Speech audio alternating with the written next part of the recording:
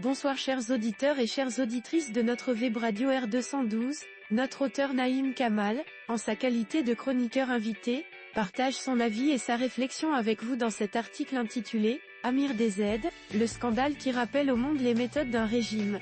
Le voici en podcast pour vous. Naïm Kamal entame son article en relatant un fait divers qui, très vite, prend l'ampleur d'une affaire d'État de la manière suivante. C'est une histoire qui commence comme un fait divers mais qui remonte très vite au rang d'affaire d'État.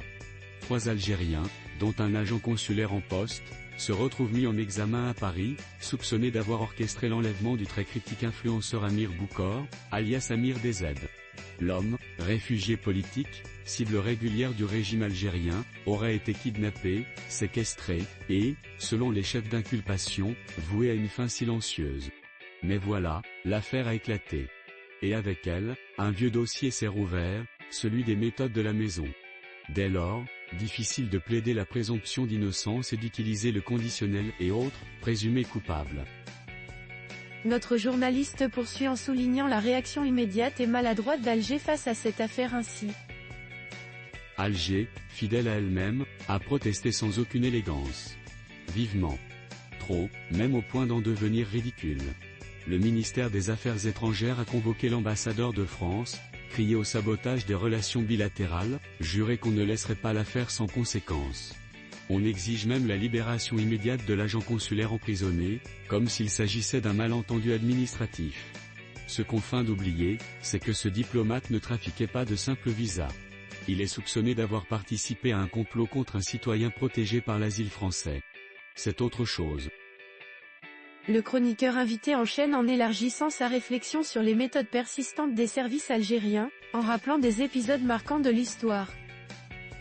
Chasser le naturel, ce n'est pas la première fois que les tentacules des sombres services d'Alger traversent la Méditerranée.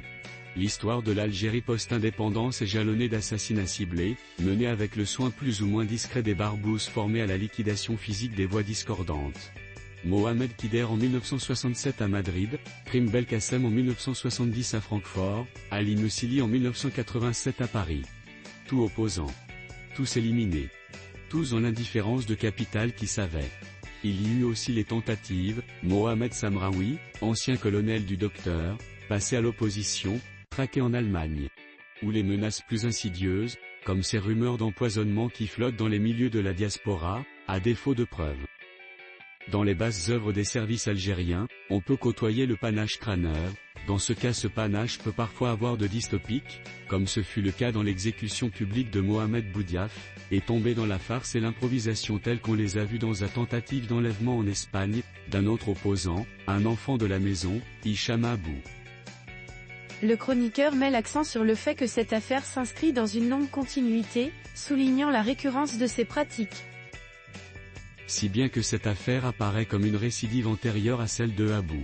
Mais si dans ce dernier cas la trace directe des services algériens n'est pas trop visible, dans celle d'Amir DZ, on croise à un agent consulaire, en bon et du passeport de service.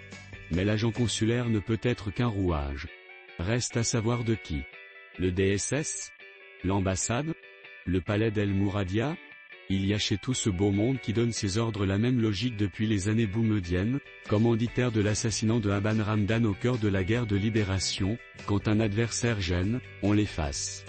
Et si possible, à l'étranger, Ramdan c'était au Maroc, là où la trace se dilue. Une part congénitale. Au mieux, une culture d'État. Naïm Kamal enchaîne en soulignant à quel point cette affaire perturbe un contexte diplomatique déjà fragile entre Paris et Alger de cette manière. La continuité d'un système, côté français, l'affaire tombe mal. Elle survient alors qu'un timide dégel diplomatique s'était amorcé. Macron et Tebboune s'étaient parlé, une fois de plus. On avait remis le couvert sur la mémoire, les visas, la coopération. Et voilà qu'un opposant menacé de mort en plein territoire français met les pieds dans le plat. Les magistrats, cette fois, ont frappé fort, parquet national antiterroriste, détention immédiate, mise en examen lourde. Paris ne veut pas revivre l'humiliation de l'affaire Mussili. Reste à voir combien de temps tiendra la fermeté. Car l'Algérie, partenaire instable mais incontournable, sait jouer de la pression diplomatique. Avec, toujours, cette constante, l'impunité. L'affaire Amir DZ ne relève pas de la bavure. Elle est le produit d'un système qui, depuis toujours, préfère le bâillon à la parole, la peur à l'argument, l'exécution à la discussion. Ce système n'a pas disparu avec la fin du FLN historique, ni avec les promesses du Irak. Il s'adapte, se digitalise, mais conserve ses réflexes. L'auteur conclut son article en posant une question lourde de sens sur le prix de la vérité pour ceux qui osent s'exprimer en ces termes. Amir DZ a échappé à ses ravisseurs. Pour cette fois. Mais combien d'autres vivent dans la peur? Combien doivent peser chaque mot posté, chaque vidéo publiée? Vérifier à travers le Judas chaque fois qu'on frappe à la porte, et dans la rue regarder sans cesse par-dessus l'épaule? Et surtout, combien de démocraties continueront de fermer les yeux tant que les contrats gaziers sont respectés et les frontières sécurisées? Chers auditeurs de la web radio R212, merci d'avoir été à l'écoute de ce podcast, et de partager avec nous ce moment d'échange et de découverte. Votre présence et votre fidélité sont notre plus belle récompense. On se dit à très bientôt, si vous le voulez bien. Avec toute notre gratitude, l'équipe de R212.